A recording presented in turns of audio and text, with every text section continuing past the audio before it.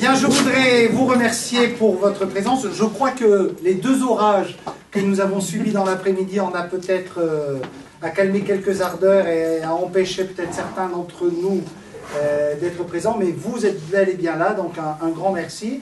Ça vient au moins de tout le bassin sud, hein, puisqu'on a dit qu'il y en avait de Biganos également, il y a d'Arcachon. Cestas.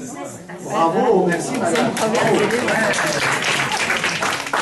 Voilà. En tout cas, on est tous très heureux d'accueillir le père Émile Choufani. Vous allez vous en rendre compte, pour ceux qui ne le connaîtraient pas, c'est un homme qui est délicieux.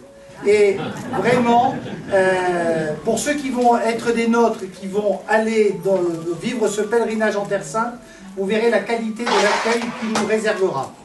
Alors, cette soirée va se passer en deux temps.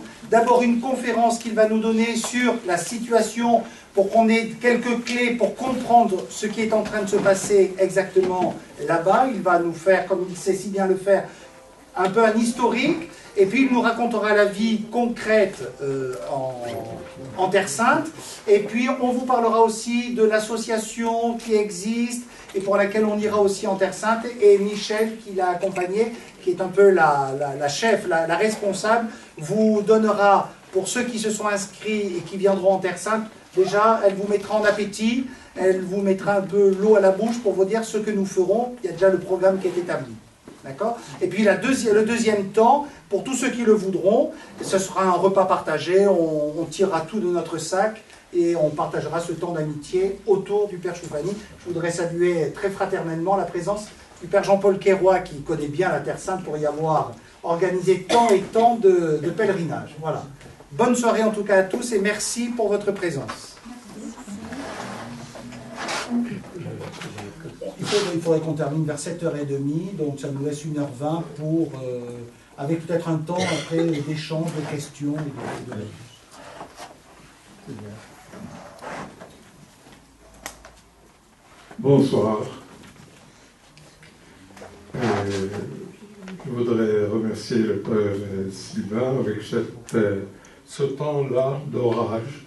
On peut trouver le temps pour pouvoir revenir sur une région tellement orageuse qu'il faut tout le temps clarifier les idées et la pensée. Moi-même, je suis passé il y a 10 ans ou plus, un peu plus, à Arcachon ici, et on a été accueillis par le Père. Ça a été pour moi une découverte. Mais moi, je suis pas étranger sur la France. La France, je l'ai connue en 1964. 1964. Je suis venu à 17 ans pour faire mon grand séminaire à Issy-les-Moulineaux à Paris. Et je suis resté 7 ans, où j'ai été ordonné prêtre en 1971. Et je suis revenu en Israël, puisque je suis natif de Nazareth. Et natif de Nazareth voulait aussi que je revienne plusieurs fois dans le pays pour parler en France, pour parler de nos problèmes et inviter les chrétiens à mettre devant leur regard la question des chrétiens d'Orient. Ce n'est pas simplement une nouveauté, les chrétiens d'Orient et leur sujet, c'est depuis des siècles et des siècles, et avec le souci que si les chrétiens partent de la Galilée ou de la Terre Sainte, ce n'est pas un problème théologique, mais c'est un problème de témoignage. Surtout que toutes les communautés chrétiennes en Orient viennent des apôtres. Ce n'est pas de nouveaux convertis. La majorité de non-musulmans sont convertis du christianisme à l'islam. Mais vous allez voir que cette question des chrétiens d'Orient n'est pas simplement politique, n'est pas simplement d'immigration, mais c'est notre théologie et spiritualité qui se trouve dans ces églises-là, qu'on appelle les églises apostoliques, c'est-à-dire depuis la vocation évangélique pour la proclamation de l'Évangile. Je suis le curé de Nazareth. À Nazareth, nous avons 7 églises différentes. Nazareth, aujourd'hui, c'est 75 000 habitants, avec 7 églises différentes, catholiques et non catholiques, orthodoxes, protestantes. Et moi, je dirige la communauté de Nazareth, ce qu'on appelle la communauté melkite. Melkite, c'est-à-dire royaliste.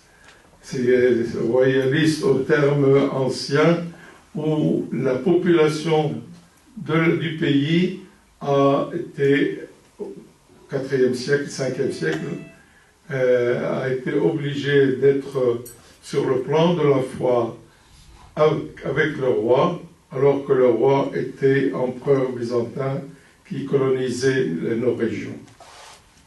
Mais ça, c'est un peu ancien. Nous sommes, la paroisse de Nazareth compte à peu près 12 000 chrétiens, où nous avons 2 églises. Moi, je suis avec 2 diacres et 3 prêtres. Et j'avais dirigé une école à Nazareth pendant 34 ans, qui a été une école pilote dans plusieurs éléments, que ce soit l'enseignement, le programme, la coopération avec le ministère de l'Éducation, le vécu ensemble entre musulmans et chrétiens, étudiants et étudiantes en même temps. On avait une école mixte et nous sommes arrivés à pouvoir donner un projet éducatif extrêmement vivant pour les élèves. Ce qui fait que chaque année, nous avions une centaine d'élèves qui rentraient dans les universités israéliennes. La communauté de Nazareth est une communauté arabe, musulmane et chrétienne. Donc, il faut commencer à faire la différence entre arabe n'est pas obligatoirement musulman, mais il y a une communauté arabe chrétienne. Et la communauté arabe chrétienne, elle a été israélienne aussi. Donc, on appartient à un monde très important de notre réalité qui est Israël. Nous sommes une communauté qui est restée en Israël en 1948. En 1948, je rêverais de dire par l'histoire simplement pour savoir le nombre, en 1948, nous sommes des Palestiniens qui n'ont pas bougé de leur ville et village. Ils sont restés de la région de Nazareth, c'est-à-dire dans le nord du pays, dans la Galilée, et cette communauté est aujourd'hui à peu près 1 million. Nous sommes 1 million d'Arabes, chrétiens, musulmans ayant la nationalité israélienne. Et nous, on préfère l'appeler des Arabes israéliens, pour savoir les différentes communautés. Les Palestiniens qui sont sortis en 1948 constituent les territoires occupés par Israël en 1967 et tous les réfugiés palestiniens de 1948 qui se trouvent au Liban, en Syrie et en Jordanie, à Gaza. Mais pour nous, c'est une position, et pour moi, c'est une position pour mieux comprendre ce qui se passe dans ce pays, parce que les Arabes israéliens, ils sont partagés entre leur fidélité à Israël et aussi leur fidélité au peuple palestinien, non pas comme position politique, comme consolation politique, mais comme des gens qui essayent de montrer qu'il y a une injustice qui a été commise. Et que si nous voulons véritablement la paix, il faut travailler longuement, avec un grand talent, pour pouvoir arriver à comprendre les différentes communautés qui se trouvent, les Juifs, les Palestiniens réfugiés, les Palestiniens qui sont à l'intérieur, les Palestiniens israéliens. Donc toutes ces réalités que je vais essayer de développer pour pouvoir comprendre l'histoire. Nous vivons en Nazareth avec une communauté musulmane aussi à peu près la moitié, c'est-à-dire 45% des chrétiens, ou 42, ou ce qu'on veut, mais c'est surtout aussi la moitié musulmane.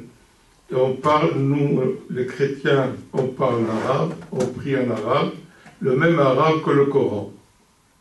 Et nous sommes d'origine, pour les uns, nous sommes des origines arabes, qui ont été christianisées depuis Saint Paul autour de la Syrie et de l'Arabie. Et les chrétiens existaient depuis le IIIe siècle dans le monde arabe. Et au VIe siècle, déjà, nous avons des textes en arabe chrétien. Ce qui fait que nous sommes très proches de l'islam. Nous avons vécu avec eux, avec l'islam, 14 siècles. Mais l'islam n'était pas simplement une conquête militaire. C'était aussi une arabisation du tout. Parce que les Byzantins sont partis, les Romains sont partis, il restait que le monde arabe. Le monde arabe n'a trouvé que les chrétiens et les juifs pour l'aider à se civiliser, parce qu'ils partaient du désert de l'Arabie saoudite, et c'était des bédouins, c'était des gens qui ne savaient pas de relation avec le monde simplement commercial, et donc on a eu une sorte d'arabisation de tout. Si vous regardez par exemple la mosquée Al-Aqsa à Jérusalem, c'est tout ce travail à l'intérieur, à l'extérieur, et la construction est byzantine. C'est-à-dire que ceux qui ont fait et construit, c'est vrai que c'était pour l'art musulman, mais en fait c'était des ingénieurs et des gens qui ont fait les fresques, les mosaïques, c'était des Arabes chrétiens qui sont restés avec l'islam. Je reviens un peu à la politique, à l'histoire. La question qu'on appelle palestinienne, israélienne, palestinienne. Et je préfère cela que de dire arabe juif. Parce que les identités ont évolué depuis 100 ans. Cette question a commencé par un journaliste juif qui est venu de Vienne pour raconter ce qui se passait ici en France par l'affaire Dreyfus. Et il a vu que l'antisémitisme grandissant en Europe pouvait ouvrir la porte que des Juifs commencent à réfléchir à leur sort. Si c'était surtout le côté allemand qui avait pris tout cela. Et il a commencé à dire qu'il faut construire un État pour les Juifs, sinon l'antisémitisme va aller de plus en plus grave contre la population juive. C'est comme ça qu'est née l'idée d'un État d'Israël. Le peuple juif répétait pendant 2000 ans, il répétait tous les ans l'année prochaine à Jérusalem. On a proposé au peuple juif d'aller faire un État en Afrique, d'aller faire un État en Russie.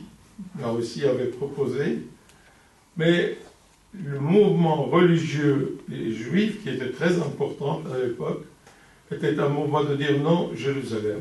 Et la décision était prise pour Jérusalem ou pour Israël. On ne savait pas comment on va faire, parce que la Palestine était sous domination ottomane. Et les Ottomans ont gouverné la Palestine depuis 1517 jusqu'en 1917, après la Deuxième Guerre mondiale. mais les Juifs ont commencé à venir s'installer après avoir demandé la permission au sultan ottoman en Palestine. Ils achetaient des terres. Les Rothschild étaient le premier à venir et acheter des terres et à planter des vignes. Personne ne voyait dans cela une question, et surtout qu'on a eu des royaumes au XIIe siècle, XIVe siècle, à Tibériade, à Safad, des gens qui sont venus, des Juifs pieux qui sont venus. Mais la différence était là qu'en 1917, les Anglais et les Français ont promis un home, ce que nous appelons la promesse de Balfour, qui était de fonder une maison, home en anglais veut dire beaucoup de choses, en Palestine pour les Juifs. Avec cette promesse a commencé aussi la promesse que les Anglais ont donnée aux Arabes pour entrer en guerre contre la Turquie, qui était à ce moment-là aussi avec l'Allemagne. Pour entrer en guerre contre la Turquie, ils ont fait une révolution arabe. Si vous avez une fois vu le film de Laurence d'Arabie. Laurence d'Arabie était un agent britannique qui siégeait au Caire et qui a été dans le monde arabe pour essayer de réveiller les Arabes, le nationalisme arabe, panarabisme, pour leur dire il vous faut revenir les rois contre les Ottomans. Et comme ça, ils ont fondé, les Britanniques, ils ont fondé l'État de l'Arabie Saoudite et ils ont amené la famille hachimite, la famille du prophète en Syrie, en Jordanie, en Palestine, et ils ont fait tout ce monde-là roi. Alors d'un côté, on avait promis aux Juifs et on a créé le nationalisme juif, qui est devenu après le sionisme. Le nationalisme juif était devenu un mouvement, le sionisme, et en même temps, dans le monde arabe, l'unité des Arabes. Pourquoi l'unité? Parce que même si c'était musulman, parce que les Turcs, pendant 400 ans, ils ont interdit aux Arabes d'apprendre l'arabe ou d'écrire en arabe. Et donc c'était une persécution anti-arabe qui s'est faite, et c'est à ce moment-là que les chrétiens arabes en Palestine, en Syrie, au Liban, ils ont décidé de faire renaître la langue arabe de nouveau. La langue arabe qui était simplement dans le Coran n'était même pas enseignée. C'est les chrétiens qui ont fait au Liban la renaissance de la langue arabe. Ce qui fait qu'on a éveillé toute la population de ce monde-là à un arabisme qui n'était pas simplement nationaliste, mais qui était très patriotique. Et à ce moment-là, on a commencé à parler de la Syrie, et c'était le mandat français sur la Syrie et le Liban en 1917. C'était aussi le mandat britannique sur la Palestine et en Irak. Les deux royaumes de l'Irak et de la Syrie n'ont pas duré très longtemps, surtout la Syrie, où on a renvoyé l'émir Faisal de la Syrie, et c'est donc le gouvernement français qui dirigeait la question en Syrie et au Liban, et les Britanniques dirigeaient en Palestine et en Jordanie. En Jordanie, on a tout le temps un roi qui est de la famille, le roi Abdallah, son père Hussein et tous ces chaînes-là. C'est des gens qui sont venus de l'Arabie Saoudite et on les a créés non pas au nom d'une démocratie, mais simplement ramassés par les Anglais et les Américains après les Anglais dans la Première Mondiale. après la Première Guerre mondiale, on a vu de nouveau les Américains qui arrivent, premièrement pour le pétrole, qui se trouve en Arabie Saoudite, deuxièmement pour mettre un royaume ou une principauté, qui est au départ principauté, une principauté de Jordanie, pour les servir les Britanniques dans ce Moyen-Orient. En même temps, l'idée de venir en Palestine par les Juifs est partie non plus en 1915, 16, 5, 6 et en 2017, et n'est pas partie simplement d'une question religieuse.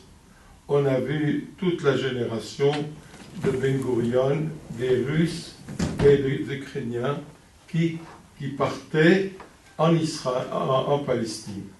Et donc, on a commencé les premiers arrivés des mouvements sionistes qui étaient de pouvoir construire un État et de pouvoir faire qu'Israël soit un pays agricole. Parce que au Moyen Âge, et ça a continué après, jusqu'à la Révolution française, les Juifs n'avaient pas le droit de travailler la terre, parce que c'était le travail des gens libres. Et donc, eux, on leur a laissé l'argent. Et c'est comme ça que tous les banques qui sont partis à travers l'histoire, c'était les banques juives. Depuis le 9e siècle, 12e siècle, 14e siècle, et tout ce que nous connaissons après dans le développement des grandes banques et des grandes familles. Et quand ils sont venus, ils ont amené avec eux des idées bolcheviques, marxistes. Et c'est les kibbutz. Quand on s'installe dans les kibbutz, c'est-à-dire que tout est en commun, même les enfants, ils sont élevés par les kibbutz, par le comité, et non pas par les parents simplement. Enfin, ça a été le rêve vraiment de travailler la terre jusqu'à l'arrivée des Anglais en 1918 en Palestine. Et à ce moment-là, on a dit aux Anglais, c'est vous qui allez diriger tout ce problème-là. La naissance du nationalisme arabe et le nationalisme israélien, sioniste, était quelque chose qui allait tout le temps, non pas en dialogue, mais on était devant un incident continuel. Ce qui fait qu'aujourd'hui, ça fait 100 ans que nous sommes en guerre. En 1929, il y a eu un massacre des Juifs à Safad, il y a eu la révolution palestinienne, une période qui était dramatique et sanguin. On a tué, on a massacré, les Juifs massacraient les Arabes et les Arabes massacraient les Juifs, mais jamais eu un dialogue entre les communautés pour pouvoir dire comment ça va se faire. Les Britanniques avaient le temps simplement jusqu'en 1948, c'est-à-dire 15 ans pour décider du sort de la Palestine.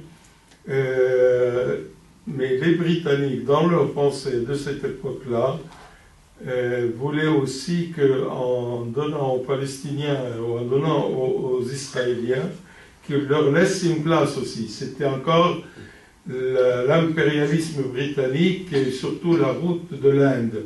Donc on avait des intérêts politiques et commerciaux très très importants. Mais en fait, les Anglais n'ont pas ni su comment faire pour satisfaire les Arabes, ni satisfaire les Juifs. Et la lutte était très grande, surtout entre 1936 et 1939, 1936-1939, entre Arabes et Israéliens.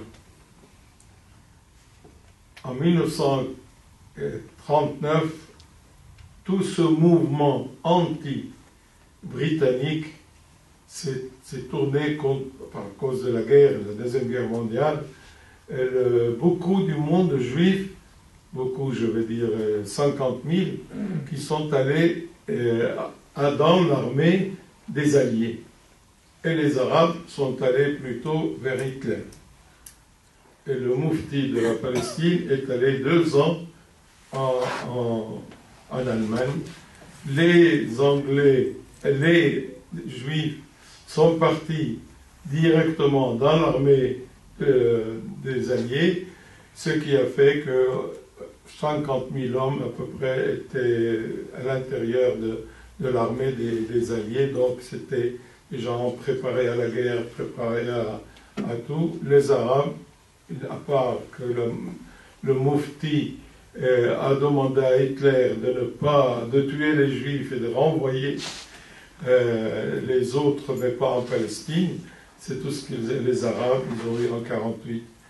En 1947, on avait proposé de diviser le pays. Il y avait 1 million de Palestiniens, chrétiens et musulmans, et il y avait 600 000 Juifs. Et on a divisé le pays en deux parcelles. Les Arabes ont tout de suite dit non, nous sommes majoritaires, et les Juifs sont 600 000, vous voulez leur donner, il faut que ce soit équitable la question de la division. En fait, surtout avec les Britanniques, on s'est retrouvés dans une guerre, les Juifs contre les Britanniques et les Arabes contre les Britanniques. Ce qui a fait que les Britanniques, le 15 mai 1948, ont décidé de quitter le pays sans solution. Ce qui fait que les Juifs, la nuit même où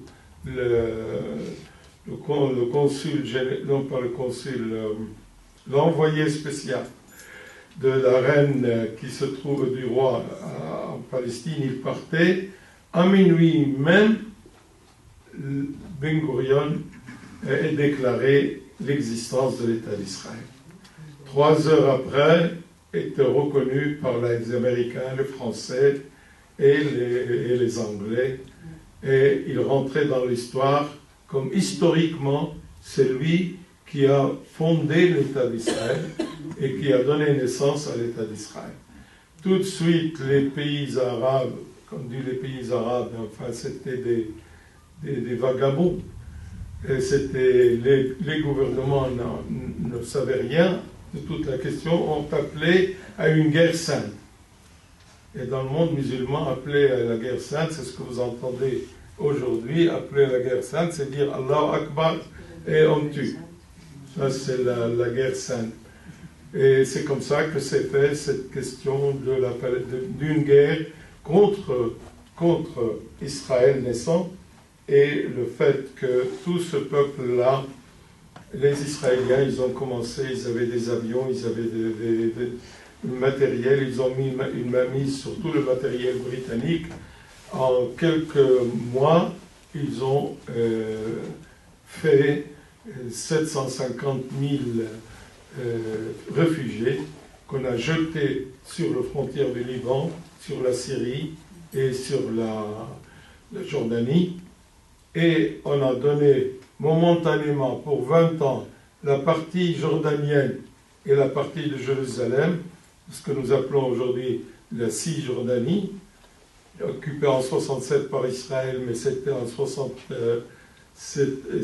47, c'était avec les Jordaniens.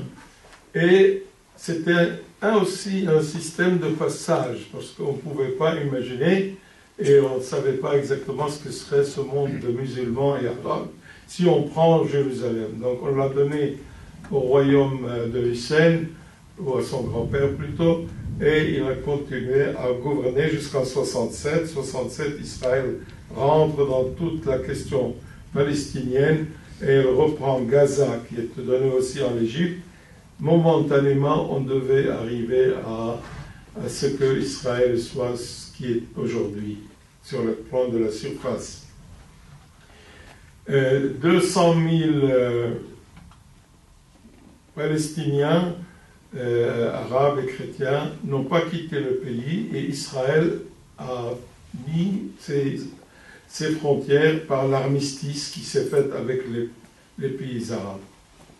Ce qui fait que en 48, 49 à peu près, on était déjà Israël avec frontières armistice au Liban, avec la Syrie, avec la Jordanie, avec l'Égypte, et on était à peu près à cette époque-là 600 000 juifs. 300 000 juifs qui étaient en Europe, qui sortaient des camps, on a été obligé de les amener, mais c'était aussi des histoires d'Exodus, par exemple, vous verrez exactement comment ce bateau qui a tourné dans tous les pays, et tous les pays l'ont refusé pour arriver en Israël. Enfin, c'est une épopée.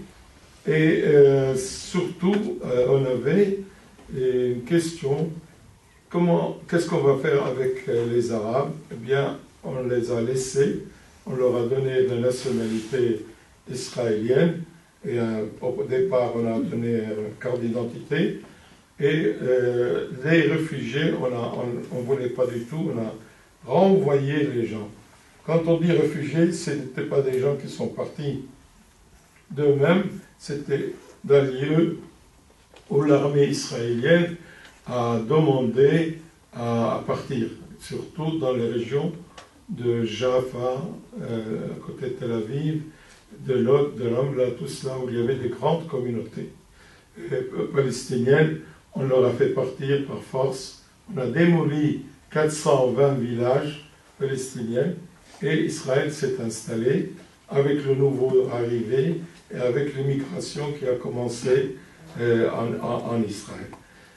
L'idée principale, c'était qu'il y a le monde juif peut trouver un pays pour lui et un État. Et donc il ne sera jamais minorité. Et c'était l'appel lancé à tous les juifs de venir en Palestine pour habiter à la place des Palestiniens. Le nœud de tout ce problème, c'est la question de justice. Ce n'est ni religieux, ni musulmans, chrétiens, juifs, ni anti-juifs, c'était la question de justice. Une population qui vaut à peu près 800 000 Palestiniens qui ont été massacrés, démolis leur village et tous en dehors des frontières, reste jusqu'à nos jours. Tout le problème dans lequel nous tournons aujourd'hui, c'est dans ce sens-là. Comment faire revenir justice aux Palestiniens et comment garder l'État d'Israël qui s'est déclaré en 1948. C'est tout ce problème qui dure depuis 1948 jusqu'à nos jours. Il y a eu un dialogue avec les Israéliens et les Égyptiens jusqu'à peu près 1953. Mais quand Nasser est venu et le mouvement arabiste a été éveillé encore une fois par la révolution égyptienne, on a eu un rêve, c'est de pouvoir retourner dans la Palestine. Malheureusement, depuis ce temps-là, il y a eu une guerre en 1956, qui a été la guerre du Suez, qui a été une guerre avec les Français, les Britanniques et Israël. Et depuis, nous avons fait 7 guerres. Pourquoi cet entêtement? Pour les Arabes, pour le monde palestinien qui continue à vivre dans des camps de réfugiés jusqu'à aujourd'hui, dans tous ces pays-là. Il n'a pas le droit d'avoir une nationalité, il n'a pas sauf en Jordanie, il n'a pas le droit de travailler comme au Liban. Un Palestinien réfugié ne peut pas travailler, il n'a pas le droit. Et les Palestiniens sont restés un peuple qui était qui vivaient dans une injustice et dans une situation économique extrêmement grave. Les Israéliens ont commencé à construire, par le retour des Juifs sur la Palestine, un État moderne, démocratique et tout ce qu'on veut, mais il y avait toujours le nœud qui se trouvait là-bas, non résolu. Pour le mouvement sioniste, il fallait reprendre, avec le mouvement religieux, reprendre la terre d'Israël. Et la terre d'Israël, c'est pas simplement un héritage, c'est constituant de la foi juive. On est juif parce qu'on est appelé à vivre notre judaïsme sur la Palestine. Et donc, partager la terre était d'une certaine manière trahir la question juive.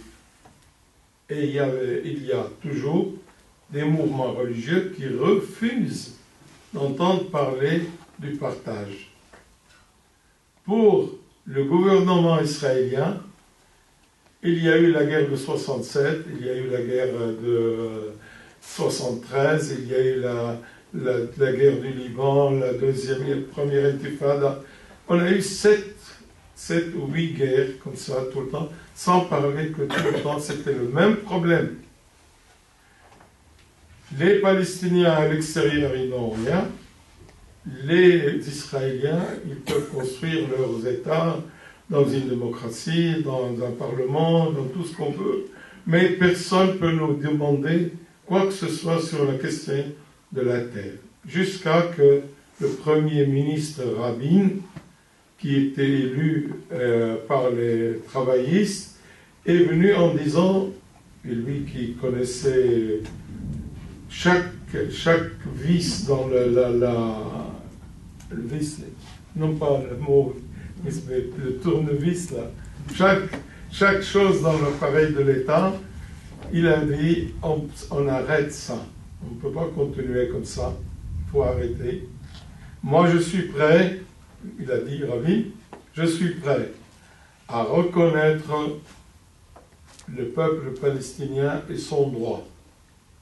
Le peuple palestinien reconnaîtra Israël et son droit. L'existence au départ, ça existe. Deuxièmement, le droit des Palestiniens d'avoir un État. Le droit des Israéliens d'avoir un État. L'État veut dire pour les Palestiniens qu'il faut sortir de l'occupation qui dure depuis 1967 et qu'il faut donner une parcelle aux Palestiniens. Et pour refaire un petit peu la question, on a dit les territoires occupés en 1967. Tout le territoire occupé avant, c'est Israël. Donc nous sommes prêts à reconnaître. La Palestine était de 21 000 km². Il y avait 27 000 km². Israël a 21 000 km² et 6 000 qui sont sous occupation. On le donne pour les Palestiniens pour faire un État. C'est quand vous entendez dans les nouvelles frontières de 67 et un État dans cette frontière-là, c'est ça le projet qu'a amené Rabin. Malheureusement, le fait de dire oui au partage, il a été appelé traître et ses photos ont été habillé en général nazi et il a été fusillé et assassiné. Depuis, cette date-là, la question a été reprise par le Likoud. Le Likoud qui était au pouvoir et qui est venu avec Netanyahou et tout ce monde-là, il était pris avec la question de dire pas question de partager la terre. Et nous allons placer nos colonies dans ces territoires. Et on va faire un mur entre les Palestiniens et un mur qui va être selon notre volonté. Ce qui fait qu'on voyait que la terre était reprise des Palestiniens et peut-être qu'un État palestinien peut être là-bas. Et cette lutte a commencé après 67, où les Palestiniens, ils ont pris les armes avec des actes terroristes, avec de tuer des gens, avec ceci, avec cela. Pendant tout ce temps-là, le mouvement palestinien a eu aussi une évolution qui a accepté qu'on fait un État sur un territoire de la Palestine, mais il y a eu Oslo, vous vous rappelez de ça?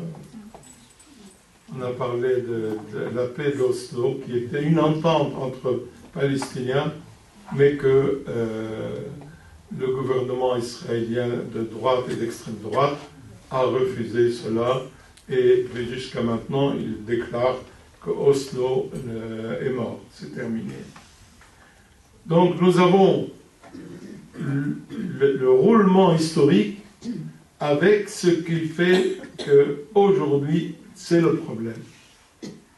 Alors aujourd'hui, c'est le problème, ça a évolué. Après la mort de l'assassinat de Rabin, l'évolution a été que la gauche, qui pouvait être le camp de la paix, et complètement n'existe pas, très très très peu.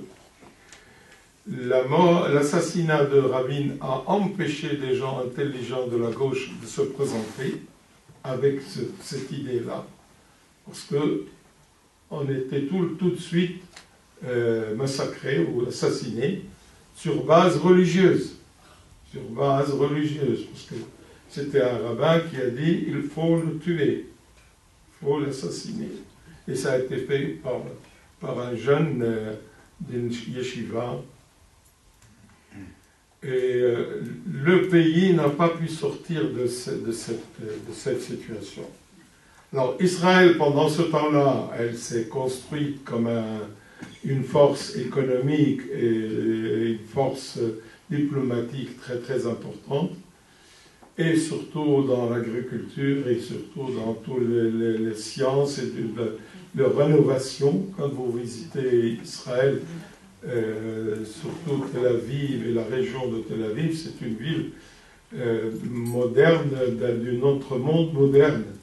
Et c'est en tout, pas simplement la vie des gens, mais la culture, la musique, tout. C'est un État qui a été un État, disons, dans cet aspect, mais elle était tout le temps poursuivie par la question palestinienne. Les Palestiniens, il y a une partie des Palestiniens qui a dit qu'il ne faut pas prendre les armes. Aujourd'hui, l'autorité palestinienne dit qu'il ne faut pas faut pas tuer les gens. Parce que c'était comme ça, tous ces temps-là, on trouvait, pas simplement depuis 6 ans, mais depuis une quinzaine d'années, partout où on trouvait un juif, qu'il soit armé ou pas, civil, on essayait de le tuer. Et ça faisait une réaction tout le temps. Et pourtant, dans Israël même, l'opinion publique aujourd'hui, 40% veut sortir des territoires.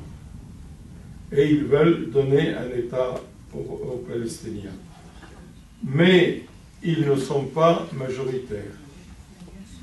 Le système électoral israélien, c'est que c'est par liste, et donc si on compte par exemple la liste de Netanyahou, il peut avoir 37, 36 députés à la Knesset avec lui.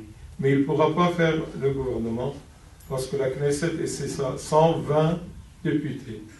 Donc pour avoir une majorité, il faut qu'il aille chercher cela, non pas dans la gauche ou le centre, il va aller chercher là où il y a de la droite et l'extrême droite. L'extrême droite, ce n'est pas les religieux. Il faut faire attention en Israël. Les religieux, c'est-à-dire les pratiquants religieux. La pratique, c'est pas simplement qu'ils viennent à la messe le dimanche ou le sabbat, ils vont à la synagogue. Être pratiquant juif, c'est être tous les préceptes qui sont dans le manger, dans l'habillement, dans le vécu, dans tout cela. Et tout ce monde que nous voyons avec les hassidim, c'est ce qu'on appelle les hassidim, c'est-à-dire des gens qui suivent les préceptes. Ceux-là, ils sont pour Jérusalem, mais pour eux, la terre, l'homme est plus important que la terre. Ce qu'ils appellent Adam, c'est Adama, c'est-à-dire la terre, il est la terre. Adam, Yoter, Kavod, Mea Adama. L'homme est plus important que la terre. Et ça, c'est très bien parce qu'il y a des rabbins qui disent qu'il faut absolument qu'on sorte de cette réalité. Malheureusement aussi, la question dans le monde juif, il n'y a pas de hiérarchie. Chaque rabbin, avec sa école, et il y a autant de rabbins dans le monde qu'écoles, donc il peut sortir avec cela et dire moi je suis pour, moi je suis contre. Il n'y a pas la hiérarchie. Le grand rabbin de France, par exemple, il peut dire ce qu'il veut, mais à n'importe quel rabbin dans la synagogue peut dire aussi exactement le contraire. Tout cela qu'on a appliqué au judaïsme et le grand rabbin, c'était plutôt dans la question après la Révolution qu'on a fait le grand rabbinat pour pouvoir dire comment nous allons parler avec les Juifs. Et les Juifs ont accepté parce que c'était une sorte d'unité qu'on montrait devant le... Alors, mais ce qui est aujourd'hui, c'est que les partis politiques de droite, d'extrême droite, de patriotisme, de nationalisme religieux, sont les colons, qui, eux, refusent toute entente avec le monde arabe, ou avec les Palestiniens, ou avec l'autorité palestinienne. Et c'est ça le problème aujourd'hui dans lequel nous sommes. Pour pouvoir s'en sortir, moi je pense qu'il faut faire un dialogue sérieux entre les Juifs et les Palestiniens, entre les Israéliens et les Palestiniens. Et je dis bien Israélien, c'est-à-dire le gouvernement israélien, et non pas le peuple juif. Quoique, parce qu'il y a des gens qui ne sont pas du tout d'accord avec ce que fait Netanyahou, et ils sont très très nombreux. Les mouvements de la paix en Israël sont immenses. Il y a plusieurs. Dernièrement, nous avions un mouvement de femmes pour la paix, et qui compte à peu près 40 000 femmes qui ont tourné dans tout le pays pendant un mois pour dire cela. C'est-à-dire, il y a des gens qui sont pour. Mais la question ne marche pas tant que nous n'avons pas une élection qui donne à un candidat d'être de la gauche. Et donc, nous sommes obligés de tourner. Ce que nous espérons en Israël, enfin les gens qui veulent la paix, c'est que Netanyahou passe ses derniers jours en prison, parce qu'il est touché par plusieurs scandales économiques et autres, et lui, sa femme, ses enfants, mais il a en main le gouvernement, et donc le procureur général le défend tout le temps, et ça n'arrive pas. Et on l'espère. De l'autre côté palestinien, il y a le gouvernement de l'autorité palestinienne qui n'arrive à rien faire. Abou Mazen, il a essayé de faire un travail de de dialogue par l'intermédiaire des Américains, mais ça n'a pas réussi parce que les Israéliens ne veulent pas avancer, et lui aussi, quelquefois, il ne voulait pas avancer. Le Hamas, qui est en Gaza, qui est, à mon point de vue, c'est une organisation, comme je veux le dire pour Daesh et tout, c'est une organisation qui a été fondée par Israël. Et que c'est l'enfant trouble. Parce que depuis que Hamas existe avec ce effort toujours de la lutte armée, de pouvoir faire ici et là des choses, en fait, elle a troublé tout le temps toute initiative pour premièrement, faire l'unité dans le peuple palestinien. Hamas ne représente pas le peuple palestinien, elle représente 1 million, même pas 1 million, soutenu par la Turquie, soutenu par le Qatar, soutenu par tous les gens qui veulent le rêve musulman, qu'on joue maintenant sur cela, et les derniers mois que vous avez vu tout ce monde qui a été tué à Gaza, moi je dis, ce qui est responsable, c'est Hamas. Ce n'est pas les Israéliens. Hamas a joué un jeu, vous allez la comprendre. Elle a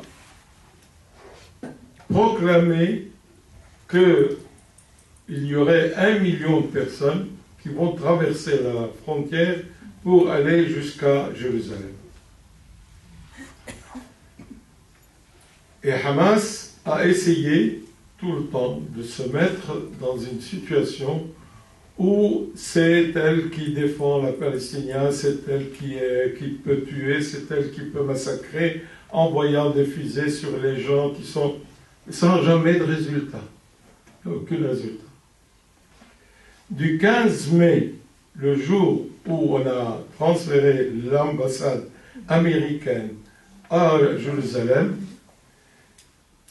les Hamas ont pris l'initiative de dire que c'est là qu'on va contester, à Gaza, et pas à Jérusalem.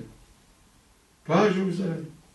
À Jérusalem, si vous avez suivi, on n'a rien eu. Aucune contestation à Jérusalem. Mais à Gaza, on avait tous les vendredis, tous ces jeunes-là qui partaient vers la frontière, et la frontière, on ne pouvait pas laisser quiconque passer, parce que la frontière, ça veut dire tout de suite des villages juifs qui sont en dehors de Gaza.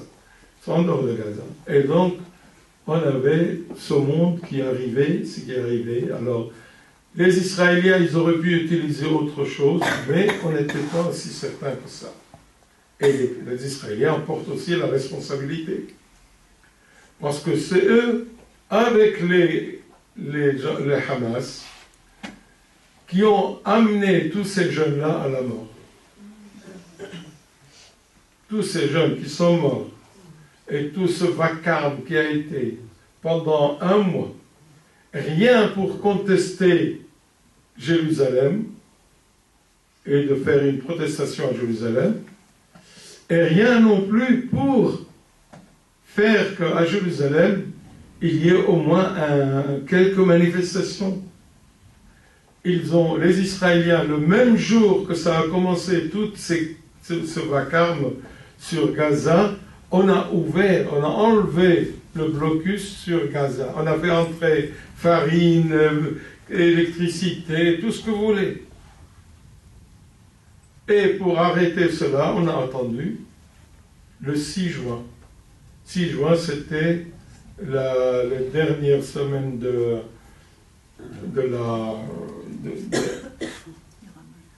Ramadan. Les Israéliens, pour la première fois, pour ne pas partir sur Gaza et tous les morts, ils ont permis à 300 000 musulmans d'entrer à Jérusalem. En principe, pour la prière, on n'avait jamais donné autant de permis de rentrer à Jérusalem, mais de mettre tout le monde était, à partir de 40 ans, on pouvait pas entrer, à partir de 40 ans, on pouvait entrer pour prier. Mais avant, non.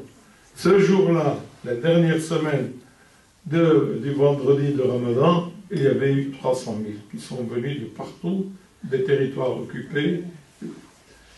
C'est pour dire que dans tout cela, le mensonge qui existe pour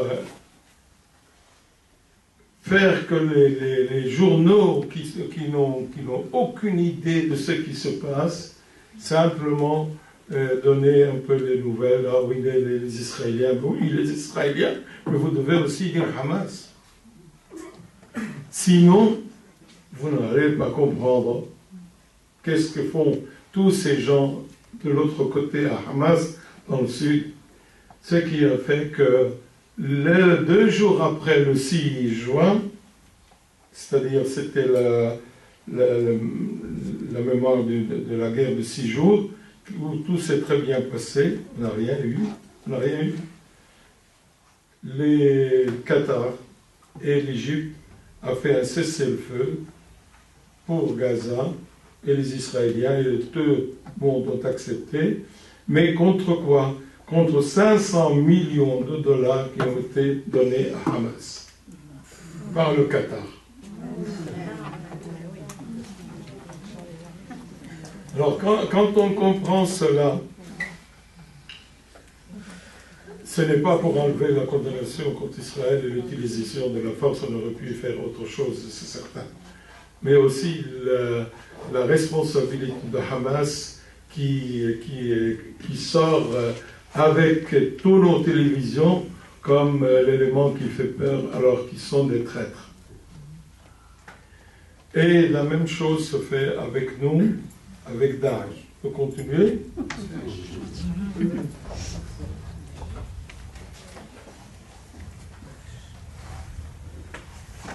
Vous allez voir que Daesh n'est pas plus loin de toute cette question-là.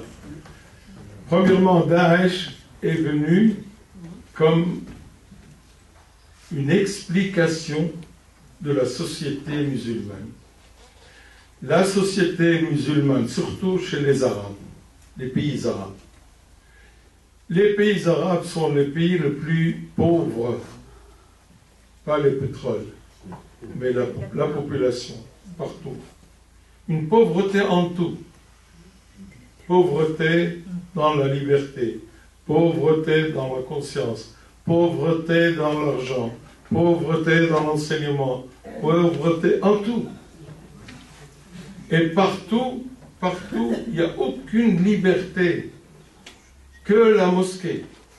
Vous pouvez entrer dans la mosquée, écouter un cheikh ou un darwish, c'est-à-dire quelqu'un qui a appris quelques phrases du Coran pour la répéter, et il peut te donner n'importe quel fatwa que vous voulez. Et ça, c'est un problème terrible, parce que les gens ne lisent pas, ne savent pas.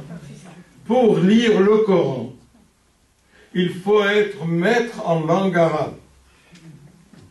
Même quand vous lisez le Coran en français, ce n'est pas aussi compréhensible comme si vous l'avez lu en arabe. Parce que la langue arabe par laquelle le Coran a été écrit, c'est une langue très classique dans la construction de la phrase, dans comment ça, où revient tel ou tel ajout. Si on n'a pas compris le texte en arabe, on peut faire un contresens continuel. Et ça, c'est une réalité. Quand vous demandez aux musulmans, ils vous disent « Ah non, je ne peux pas lire, mais je l'ai appris par cœur. » Je l'ai appris par cœur. Et ça, Ça a été pendant des années et des années dans tout le monde arabe avec ce que nous avons appelé dictature. En Égypte, c'était ça. En Syrie, c'est ça. En Irak, c'est ça. C'est partout, partout, dans tout le monde arabe. Et la volonté des Américains, de Hillary Clinton à cette époque-là, quand ils sont rentrés en Irak, ou quand ils ont essayé de prendre l'Irak, et en 2003, il y a eu une sorte de réaction contre la présence américaine. Et toute cette réalité de pouvoir dire il faut revenir à l'islam pour islamiser la société et islamiser le monde entier. Islamiser le monde entier et islamiser la société. Alors, on a commencé par la société. La société, la femme doit être habillée avec le hijab ou avec tout ce que vous voulez. La femme n'a pas le droit de conduire. La femme n'a pas le droit de sortir sans son mari. La femme. Les jeunes filles, pareillement, à 3 ans ou 2 ans ou 1 an, elles sont déjà avec le foulard. Tout cela, c'était basé sur une question religieuse. La peur de l'enfer. On a créé aussi que quand on est dans la tombe, ça va s'ouvrir une fenêtre de là-bas, de la tombe, et vous serez, on va vous donner une punition. Et les gens, azab al-qubur, c'est-à-dire la souffrance dans les tombes. Des histoires. Ou par exemple que l'eau qu'utilisait le prophète pour l'ablution, on peut la boire et être guéri. Que des histoires comme ça, et vous trouvez les mosquées pleines avec des gens qui savent déjà, qui n'ont pas de travail, qui n'ont pas à manger, qui n'ont pas ceci, qui n'ont pas cela. On a fait de l'islam une réalité impossible. Impossible. Et il n'y avait personne, ni Al-Azhar, ni le Maroc, ni la Tunisie. Ils sont tous marchés dans cela sous l'obédience des frères musulmans. Et les frères musulmans, c'est un parti politique qui est parti de l'Égypte, dont vous avez un représentant, c'est Tariq Ramadan, c'est son grand-père. Et donc, tout cela, c'était une question de dire que vous pouvez, avec ces ignares, faire islamisation du monde et de la société. Arrive tout le mouvement politique qui est parti de l'Arabie Saoudite, qui est parti d'Israël, qui est parti des Américains et des pays du Golfe et le Qatar, et la Turquie. Tous ces pays-là, que moi je nomme, ça fait au moins 10 ans que je dis cela, tous ces gens-là ont dit, il ne faut plus donner à l'Orient des États qui se modernisent. On a fait l'expérience de l'Irak, on a démoli l'Irak complètement. Il y a 6 millions de morts en Irak pendant toutes ces années-là, et on a recherché encore une affaire, non pas Israël et les Palestiniens, personne ne parlait chez Daesh que c'est pour les Palestiniens. On n'a jamais eu une seule coup de feu contre Israël. Toute la guerre passée en Syrie, en Jordanie aussi, et en Irak, on n'a rien eu en Israël. On a eu surtout des blessés qu'Israël leur donnait à manger, à boire, et leur donnait aussi toute la question humanitaire de les soigner. Où on amenait quelquefois des petits Syriens avec leur maman et tout ça pour dire qu'Israël est un bienfait pour la région, alors que le problème total était Israël. On ne voulait pas qu'il y ait un État, ni l'Irak comme un État moderne, ni la Syrie, alors que la Syrie, depuis 1973, n'a jamais fait quoi que ce soit contre Israël. Il y a une armée de l'ONU là-bas sur les frontières qui se renouvelle automatiquement tous les 6 mois. Jamais. Il n'y a jamais eu. C'est vrai que c'était un danger pour Israël, dans le sens que c'est dans les hauteurs et tout cela, mais ça n'a jamais existé. Ça n'a jamais été. Et Israël redevenait tout le temps les Syriens, les Égyptiens. Mais avec Moubarak, on était frères. Frères, parce que nous avons la même mère, l'Amérique, les États-Unis. On avait, à ce moment-là, donné à tous les jeunesses musulmanes du monde à peu près 400 000 jeunes musulmans, filles et garçons, de venir au djihad. Et si vous revenez pour voir comment ça a été, même en France, tous ces jeunes qui sont partis, c'était ça. Ils ne savaient pas où ils allaient. Et véritablement, ils croyaient c'était le djihad. Le djihad, c'était, on pouvait faire une guerre et puis rentrer. Mais la politique derrière, c'était de pouvoir faire non pas des États, mais de diviser la Syrie en plusieurs États religieux. On va donner un État sunnite, un État chiite, un État pour les Druzes, un État pour les chrétiens, un État pour les Kurdes, mais donner un petit peu aussi de la Syrie à la Turquie. La Turquie, pendant toutes les guerres, si vous avez suivi ça, ils ont voulu tout le temps prendre 40 km sur le longueur. C'est tout cela qui a été un élément continuel. Et quel est le système? Le système, c'est que nous sommes dans la vérité, disent Daesh, et vous, tous, vous êtes kuffar, des mécréants. Alors, on peut vous tuer, on peut vous massacrer, on peut vous voler, on peut prendre vos femmes, les vendre. Les vendre. Les Américains et les Français et les Britanniques et tous les pays ont accepté qu'au XXIe siècle, il y ait des femmes vendues sur le marché avec des jeunes filles. On a trouvé qu'il fallait se marier avec des filles de 8 ans. Parce que le prophète s'est marié avec des filles de 8 ans.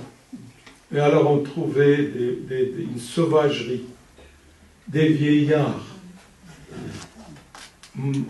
sentant mauvais, et avec des visages plutôt diaboliques, qui prenaient comme femmes, les jeunes filles syriennes. Et les jeunes filles syriennes, c'est des belles femmes. La Syrie a des belles femmes. Tout ça, c'était comme ça. Alors tout le monde disait Daesh, Daesh, et tous les pays européens, pour leur pétrole qui était entre les mains de Daesh et qui le vendait, tout le monde avait sa part. Et on a failli démolir, on a démoli. Si vous voyez les bâtiments en Syrie, on avait démoli systématiquement tout. Pas simplement les chrétiens qui ont payé, mais des millions de Syriens musulmans. Les plus grandes mosquées d'Alep étaient démolies, qui datent du 8e siècle. Palmyre a été démolie. Et tout a été dans ce sens-là. C'était une volonté, non pas d'enlever Assad ou de la dictature de tel ou tel Kadhafi, c'était plutôt pour démolir, pour un intérêt. C'est pourquoi, en principe, on ne comprend pas beaucoup ce qui se passe. Parce qu'on peut dire c'est pas vrai, les Américains ne feront jamais ça, Hillary Clinton, Obama. Non, non, non. Ce n'est plus ces gens qui gouvernent, c'est l'intérêt international qui gouverne et l'argent international qui gouverne. Les chiffres qu'on a donnés pour les 400 000 vagabonds qui sont venus, des brigands qu'on a cherchés de partout, on a donné 750 $ par mois. Ils sont payés. Ils sont payés. Les armes et les munitions et les voitures et tout ce qu'ils avaient, par milliards. Et ce que la France n'a pas fait attention, c'est qu'il y avait une folie dans Hollande, il n'a jamais réfléchi. Et en même temps, l'Europe, qui dans tout ce qu'elle fait, c'est avant tout économique. L'économie. Qu'est-ce qui va se passer pour nous? Il y aura du gaz ou il n'y aura pas de gaz? D'où on va apporter le gaz? Et tout cela est connu. Tout cela est connu. Et aujourd'hui en France, et en Belgique, et tout ce monde-là, il y a encore tous ces gens-là qui ne prennent pas les armes, mais qui sont là en train de faire parler dans les mosquées. C'est aujourd'hui, on croit que Daesh est mort. Non, non. Daesh, c'est le rêve islamique qui est dans le cœur de beaucoup de monde musulman. Ça, c'est le rêve. En attendant, il y a eu à la télévision israélienne un journaliste, parce que les journaux en Israël sont très très forts et très indépendants, un journaliste qui a dit: je veux faire sur Daesh, non pas sur Daesh, sur les musulmans en France, en Allemagne, en Amérique. Et il s'est présenté avec une barbe et tout, comme il parle arabe, et le type est très arabe. Il s'est présenté ici en France, là où il y a les grandes organisations musulmanes, comme un cheikh musulman palestinien, ayant de l'argent qu'il veut donner. Il a filmé en France en plus que 3 heures. Tout a été filmé, enregistré. Et vraiment, c'est quelque chose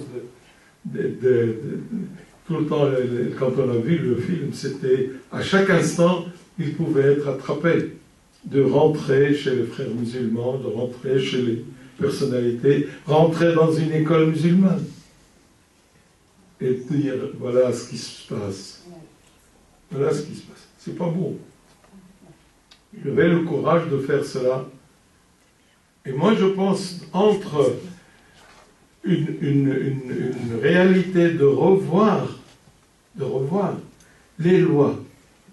Par exemple, pourquoi pour le mois de Ramadan, on est obligé d'amener 400 imams qui ne parlent pas français, qui ne savent pas comment on leur permet.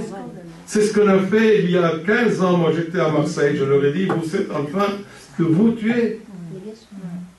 On a été avec des imams qui venaient de Al-Azhar, très bien, mais qui ne parlaient même pas français. Ils faisaient leur prêche, il faut écouter leur prêche. Nous sommes là, il faut islamiser l'Europe. L'Europe est pour nous. L'Europe, c'est la base pour le prochain, ça ne fait pas peur. Parce que c'est de l'air. Tout ce monde-là, c'est de l'air. Il n'a rien. Simplement des pions. Des pions. Si on avait des lois qui peuvent protéger, si on voulait la volonté de la France de ne pas, par exemple, démolir la Syrie, si on avait ceci ou cela, ça aurait été beaucoup plus vite. Aujourd'hui, nous, on remercie M. Poutine.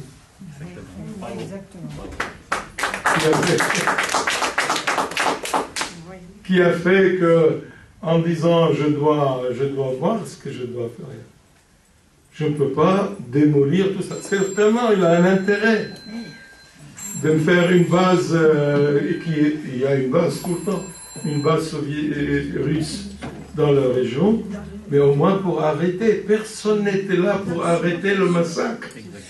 Et même on bombardait les troupes russes et les troupes syriennes. Par qui? Par les Anglais, par les Français, par l'Amérique. Jusqu'à aujourd'hui. Jusqu'à aujourd'hui, on faisait tout cela. Pour dire une chose, que tout était pour diviser ce Moyen-Orient. En royaume ou en principauté chrétienne, des minorités. Comme ça, on va protéger Israël. Israël ne sera pas un État moderne, elle sera un État juif. Et on va la protéger. Et on va protéger les chrétiens du Liban, qui rêvent depuis 100 ans qu'ils seront un État chrétien. Simplement, on mettra tout le monde à la porte. Et ça, c'est pas normal. Il faut voir que le danger qui se passe, simplement le danger qui est en train de se faire encore maintenant en Orient, ne laisse pas l'Occident tranquille.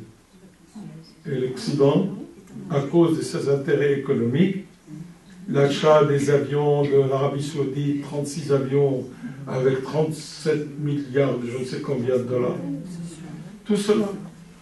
Mais on paye ça autrement. On paye ça autrement. Dans toute cette histoire-là, moi je pense qu'il y a des solutions. Il y a des solutions. Le jour où on commence donc à parler d'État juif, d'État musulman, de gouvernement musulman, de parler de religion et de faire que le problème est religieux. Chacun dans le jeu a ses références religieuses. Mais la guerre n'a jamais été entre juifs et musulmans, ou entre chrétiens et musulmans, ou entre chrétiens et juifs. Aujourd'hui, on fait tout cela, tout ce mélange, pour que les gens qui réfléchissent suivent un petit peu cette réalité extrêmement complexe et de dire il n'y a pas de possibilité de faire autre chose. Si, il y a une possibilité de faire autre chose. Les dernières choses qui ont été faites, c'est avec l'Iran. On voudrait montrer, Netanyahou veut montrer A plus B que l'Iran, c'est le diable. Et que le problème, c'est le sunnite chiite. Le sunnite et les chiites, ça existe depuis 1400 ans. Il n'y a jamais eu de problème. Chacun sait, comme si nous étions... Il y avait moins que les chrétiens protestants et catholiques de lutte. Et le peuple iranien, c'est un peuple intelligent. C'est un peuple qui a l'âge de 5000 ans, qui n'est pas arabe. C'est-à-dire qu'il n'est pas bédouin. C'est-à-dire que le bien public, ça le concerne. Et quand ils sont venus pour faire un traité avec les Européens, parce qu'ils ont vu une bonne volonté chez les Européens, ben, ils l'ont fait. Alors, Netanyahou est en train de prêcher le monde entier qu'il faut absolument envoyer nos armes sur l'Iran. Bien sûr, il est appuyé par les Américains. Bien sûr, il est appuyé par l'Arabie Saoudite. Parce que l'Arabie Saoudite, c'est le prochain départ des rois. Tout ce qui se fait, c'est un peuple qui meurt, qui n'a rien. Aujourd'hui, maintenant, simplement qu'on a donné à une femme de conduire.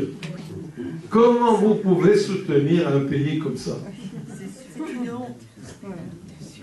Ou le cinéma qui vient d'entrer dans une salle, ou on veut dire dans les salles où c'est les Européens qui sont là-bas, mais pas les Saoudiens.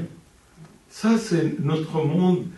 Et démolir l'Orient, c'est démolir, je dirais, l'Europe, c'est démolir le Canada. Et l'immigration qui vient, elle vient parce que vous vivez très bien. Vous avez travaillé, vous avez fait des guerres, vous avez utilisé tout ce qu'il fallait pour rendre la vie paisible, mais vous avez les barbares. Les Romains vivaient exactement comme en Europe aujourd'hui. Ils avaient tout, ils mangeaient, ils buvaient, et ils faisaient la fête. Mais les barbares, ils ont vu cela, ils ont dit, on ne va pas rester à l'étranger. Allez, on leur prend la place. Et ça, c'est notre monde. Et il faut être vraiment, premièrement, dans une logique de faire la paix, et la paix est possible dans le partage que Rabin a dit.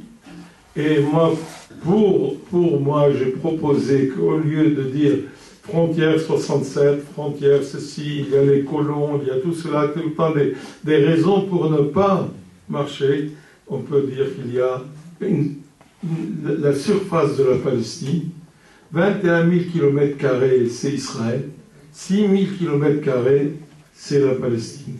Où on va leur donner, on verra. Si les Israéliens disent qu'il y a une région où il y a 12 km de largeur, simplement la frontière entre Israël, entre la mer et la Palestine. Ils veulent 20 km par là, très bien, on va leur donner 20 mètres ici, mais on leur donne de l'autre côté. On n'est pas obligé d'être si difficile dans la pensée de dire non, on veut ça, on veut ici. Bon, vous pouvez le prendre, ce que vous voulez, mais donnez la même chose aux autres. Et en même temps, toute la question palestinienne, c'est une question d'argent. Non pas parce que les gens qui sont dans les camps de réfugiés au Liban, en Syrie, partout, c'est des gens qui sont là depuis 70 ans. Ils n'ont pas un sou pour vivre. Et on peut leur donner de l'argent, non pas simplement par compensation, mais véritablement la possibilité qu'ils fassent leur vie. Je vous remercie beaucoup.